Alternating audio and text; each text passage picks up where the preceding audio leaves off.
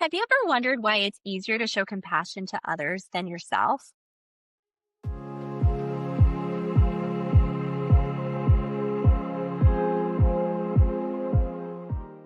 So, we're doing a short series around what we're calling the inner dialogue. And today I'm talking about that clingy friend of ours that many of us share, the inner critic. So, let's take a moment to notice the voice in your head, the one that sometimes quietly, sometimes loudly says, "You're not good enough."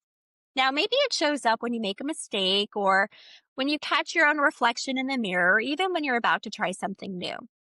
This voice tends to focus on what went wrong. It can be quick to judge, to criticize, and sometimes it feels like it's just woven into the fabric of who you are. But here's something important. This inner critic didn't come out of nowhere, and it's not just being mean for the sake of it. Most of the time, this part of you is actually trying to keep you safe. Now, I know this sounds like a crazy concept, but hear me out for a second. Maybe somewhere in your past, judging yourself felt protective, like it could prevent you from failing or from getting hurt by others, or maybe even pointing out a weakness in you before somebody else pointed it out first. The intention behind it is safety, but the tool it uses, self criticism or maybe even judgment, often backfires. So instead of protecting you, the critic oftentimes holds you back. Over time, this pattern of self criticism can leave you feeling very small. It can create low self esteem. It can feed into imposter syndrome, or maybe even make you afraid of trying new things. It's really important to note that this voice is not who you are. It's just a habit of thinking, not the truth about you. One way to break the pattern is to do what we call in the counseling world externalizing the critic. That means giving it a name to help separate it from yourself.